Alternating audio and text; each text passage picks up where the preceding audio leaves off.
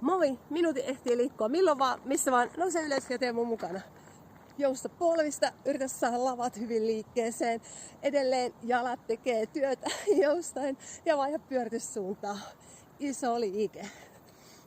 Muutaman kerran näin.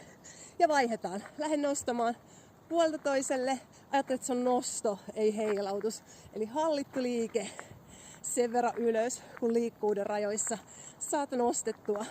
Tai toki voi olla jotain vaatteita, jotka kinnaa vastaan, jos teet kesken työpäivän, mutta pari nostoa vielä molemmat puolet. Hyvä. Kurota, kierto. Pitkä kurotus selkäpyöreinä, lavat pitkänä ja kierto, rankaa liikettä. Kerran molemmat puolet. Ja marssi ja pumppaa vielä vähän verta sinne hartioihin. Marssi matalammalle ja minuutti tuli liikuttua.